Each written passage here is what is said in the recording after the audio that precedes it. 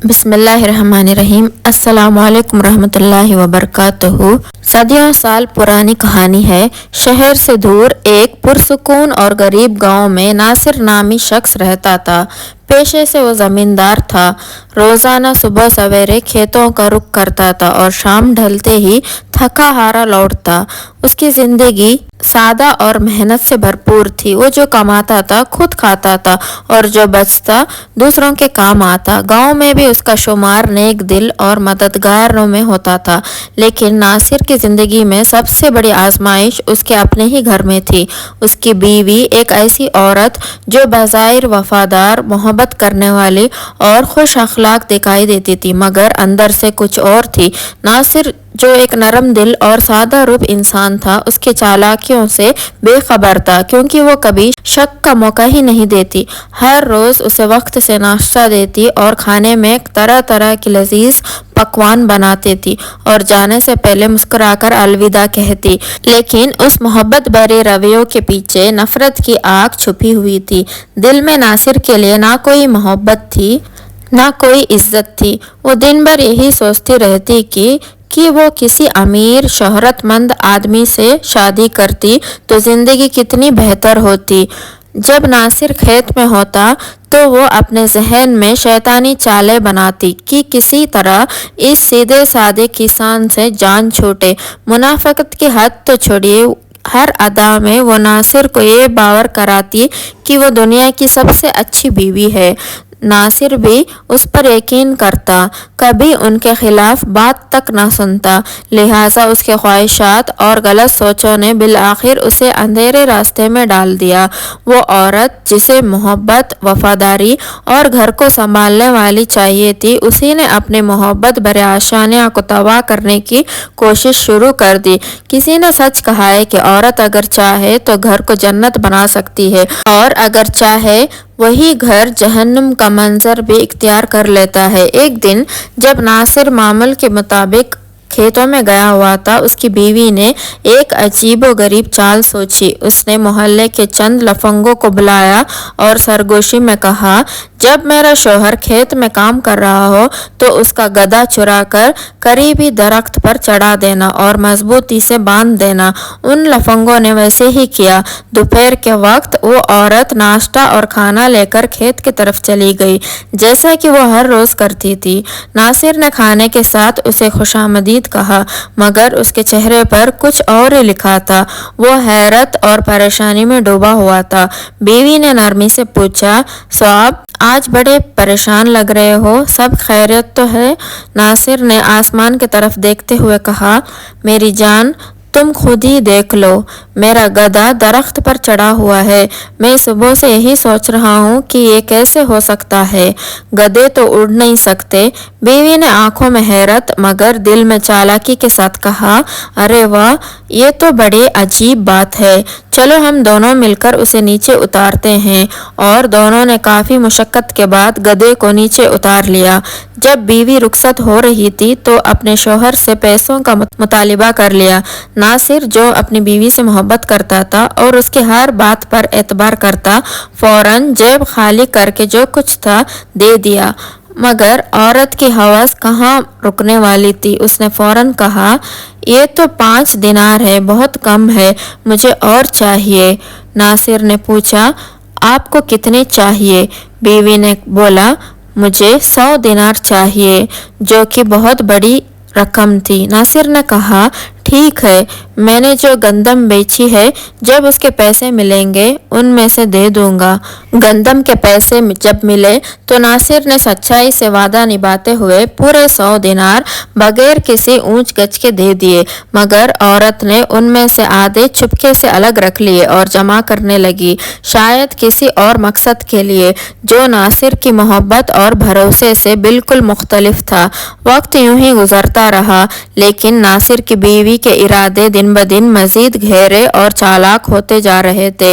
इस बार भी उसने एक नया मंसूबा सोचा और उस मंसूबे की जड़ पैसा था। ये सिर्फ वक्त की ज़रूरत ना थी बल्कि कोई बड़ा मकसद उसके जहन में पल रहा था जो आगे चलकर कहानी का अहम मोड़ बनेगा।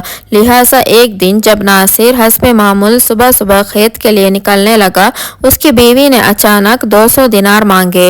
ये एक बड़ी रकम थी और नासिर के चेहरे पर फितरी हैरत नजर आई। उसने मोहब्बत भरे लहजे में कहा, साहिबा 200 दिनार कोई मामूली रकम नहीं है, बताओ तो सही इतने पैसों से क्या करोगी? बीवी ने फौरन मसनूई संजीदगी और हमदर्दी का लबाना ओढ़कर जवाब दिया, साहब क्या बताऊं, मेरी बहन बहुत बीमार है, दवा दारू के लिए चाहिए। नासिर जो एक नर्म दिल और शराफत भरपूर इंसान था, बिना किसी शक के बोला, ठीक है तुम दोपहर का खाना तैयार करो, मैं कुछ ना कुछ इंतज़ाम करूँगा।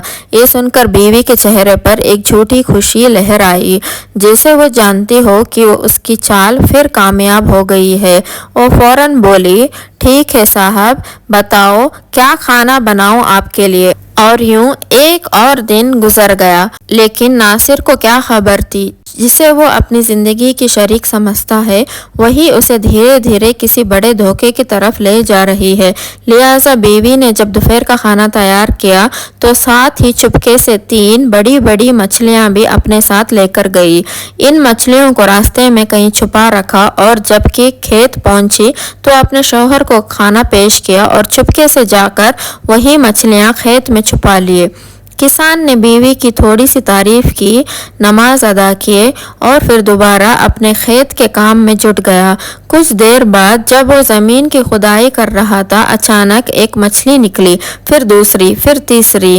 वो हैरान परेशान होकर ज़ोर से चिल्लाया, साहिबा जल्दी आओ, यहाँ तो खेत में मछलियाँ निकल आई हैं। बीवी दौड़ती हुई आई और फौरन हैरत और खुशी का नाटक शुरू कर दिया, अरे साहब ये तो आपकी करामत लग रही है, ऐसा कैसे हो सकता है, सुभान अल्लाह।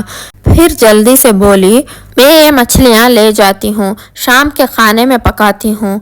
वैसे साहब आपको वो 200 दिनार याद है जो मैंने सुबह मांगे थे? सादा दिल किसान ने अपने जबां पूजी हत्ता एक गधा तक भेज दिया और बड़ी मुश्किल से 200 दिनार जमा करके बीवी के हवाले कर दिए। बीवी रकम लेकर मुस्कुराकर घर चली गई और किसान खेत में फिर से काम में लग गया। शाम को जब वो थका हारा घर पहुंचा तो घर का माहौल बिल्कुल बदला हुआ था। बीवी एक तरफ खामोश बैठी हुई थी, चेहरे पर उदासी और बेरुखी की परछाइयाँ। किसान ने आवाज़ दी, लेकिन बीवी ने कोई खास तवज्जो ना दिया। पूछा, क्या बात है साहिबा, तबीयत तो ठीक है? वो सर्द लहजे में बोली, कुछ नहीं, बस तबीयत कुछ ओझल है। वहाँ मछली रखी हुई है, खा लो और मुझे आराम करने दो, मुझे सोना है। किसान ने सोचा शायद बहन की बीमारी की फिक्र ने उसे परेशान कर दिया है। खामोशी से खाना खाया और सो गया। अगले दिन सुबह नाश्ता भी बीवी ने ना पूछा तो किसान खुद नाश्ता बनाकर खाकर खेत चला गया। दोपहर को भी बीवी ने खाने का कोई एहतमाम ना किया। किसान ने भूखे प्यासे दिन गुजार दिया। ऐसे ही कहीं दिन गुजर गए, एक हफ्ता, फिर दूसरा, लेकिन बीवी का रवैया ना बदला बल्कि मजीद सर्द होता गया।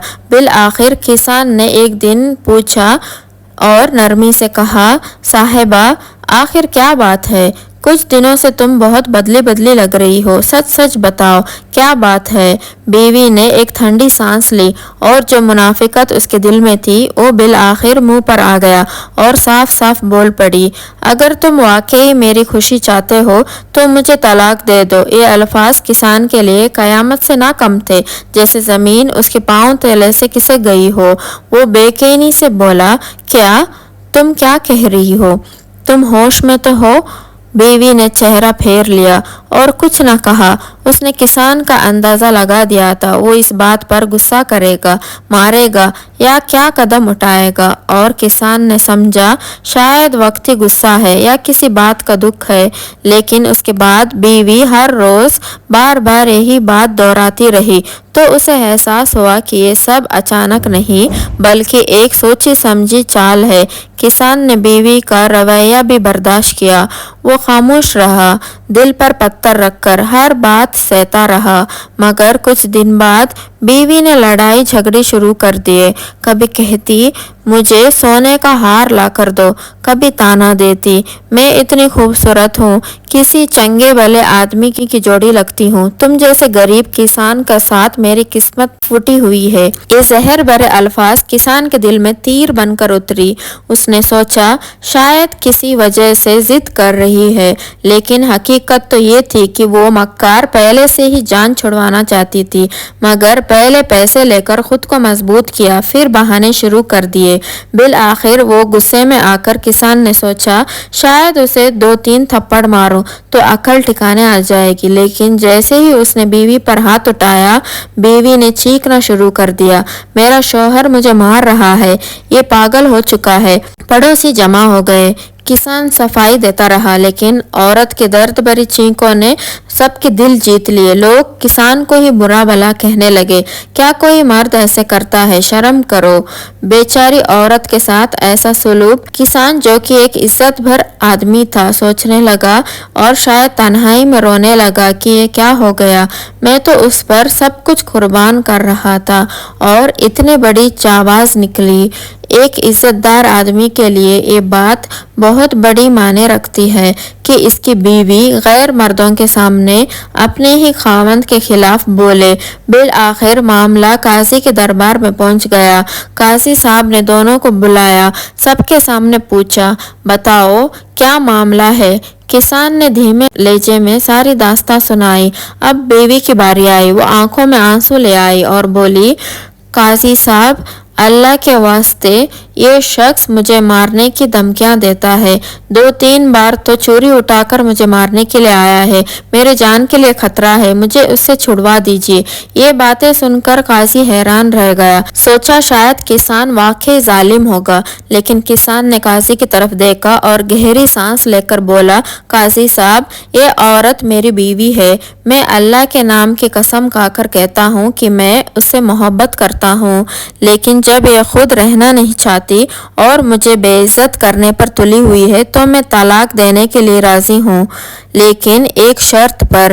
ایک شرط ہے، میں نے اسے بہت سے دینار دیے ہوئے ہیں، ایک بار 100 دینار اور 2 دن پہلے 200 دینار۔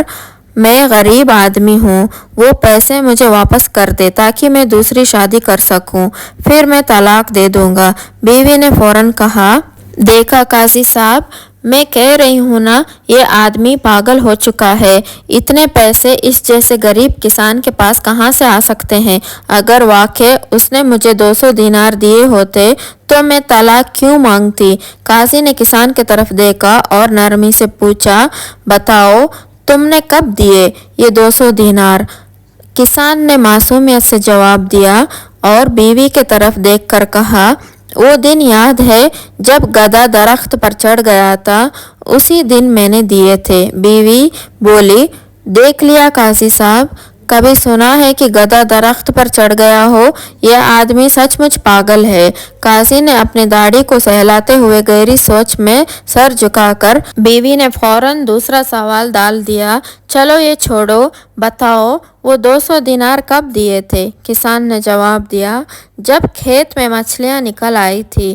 بیوی نے قاضی کی طرف دیکھا اور بولی، قاضی صاحب یہ کیا بول رہا ہے؟ آپ خود دیکھ لیں، کبھی کھیت میں مچھلیاں نکلتی ہے؟ آپ فیصلہ کریں قاضی صاحب، یہ پاگل ہے یا میں جھوٹ بول رہی ہوں؟ بظاہر دلائل بیوی کے حق میں تھے۔ قاضی نے کہا، 2 دن کی مہلت دیتا ہوں، پھر فیصلہ ہوگا۔ 2 دن بعد قاضی نے دونوں کو بلایا اور طلاق دینے کا حکم دیا اور کہا، جو سچ پر ہے اللہ اسی کے ساتھ ہوگا، جو جھوٹا انسان اللہ تعالیٰ کی گرفت سے کبھی نہیں بھاگ سکتا۔ کسان خاموشی سے رو پڑا، قاضی کے سامنے سجدے میں گر گیا، آنکھوں سے آنسو بہنے لگے، پھر اٹھا، तलाक दी और खामोशी से वापस घर चला गया। बीवी ने चेहरे पर फतेह का रंग चढ़ाया। कुछ महीने बाद इस औरत ने एक लफंगे नौजवान से शादी कर ली, वही शख्स जिससे उसके पहले से ताल्लुकात थे। किसान सब कुछ खामोशी से देखता रहा और सोचता कि वो शख्स जो मैं घर के साथ बैठने ना देता, अब इस कम अकल आदमी ने उसी से शादी कर ली जो लोफर लफंगा लड़का था। शादी तो कर ली और शादी के कुछ दिन बाद ही उस लफंगे ने मारपीट शुरू कर दी। ना वो कमाने के काबिल था, ना इज्जत के लायक था। जो पैसे औरत के किसान से लेकर आई थी वही कुछ दिन चले, फिर लफंगे लड़के ने उसे से पैसे मांगने शुरू कर दिए। जब औरत ने कहा कि अब कुछ नहीं बचा तो उसने भी तलाक दे दी। इधर किसान ने सब्र का फल पाया, एक शरीफ नेक सीरत औरत से शादी कर ली। अल्लाह ने उसे औलाद दी, इज्जत दी, सुकून दिया। वही औरत जो कभी खुद को बहुत खूबसूरत और काबिल समझती थी, अब किसान के दरवाजे पर चौकीदारी के लिए तरसती रही। लेकिन वक्त गुजर चुका था, सच सामने आ चुका था, लोग सब कुछ जान चुके थे। अब इनके बातों पर एतबार से लोग कतराते थे। कोई उनसे शादी के लिए तैयार ना था और मुकम्मल तौर पर दूसरों के खैरात और ज़कात से गुजारा करती। बादशाही अपने ही हाथों ख़त्म कर दिया। अब किससे गिला? जब भी किसान के एहसानात और सच्चाई याद करती तो रो पड़ती, लेकिन वक्त वापस पलट कर नहीं आता। तो दोस्तों, इस कहानी में हमारे लिए बहुत असबाब छुपे हुए हैं। चाहे शोहर हो या बीवी, अपनी किस्मत पर सब्र करें, शुक्र अदा करें तो समझ लें कि यही उनके लिए बेहतर रास्ता है। क्योंकि जो मकाम, जो रिश्ता, जो हालात अल्लाह ने अता किए हैं वो बेवजह नहीं है, वही आपके लिए बेहतर है। अगर बीवी या शोहर खूबसूरत ना हो या अखलाक में कुछ कमी हो तो याद रखें कि हर इंसान में कुछ खूबियाँ और कुछ खामियां ज़रूर होती हैं। शायद किसी में सच्चाई हो मगर खूबसूरती ना हो, शायद किसी में खूबसूरती हो या मगर वफादारी ना हो, और किसी के साथ माल हो मगर सुकून ना हो। प्यारे दोस्तों, ये दुनिया फ़ानी है। इंसान कमियों के साथ पैदा हुआ है, उसे बर्दाश्त करना सीखना होगा। दौलत, शोहरत और खूबसूरती वक्ती चीज़ें हैं, असल कामयाबी तो अपने आप को बदलने में है। जो शरीकी हयात इज्जत दे, साथ निभाए, बस इसी पर शुक्र अदा करो और ज़िंदगी खुशी से गुजारो।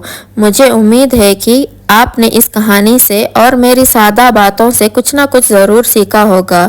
अगर आपको ये वीडियो अच्छी लगी है तो प्लीज़ लाइक कर देना और शेयर भी कर देना, और अगर आप मेरे चैनल पर नए हैं तो प्लीज़ ज़रूर सब्सक्राइब भी कर देना। फिर मिलते हैं नेक्स्ट वीडियो में, तब तक के लिए अस्सलामु अलैकुम रहमतुल्लाहि व बरकातुहू।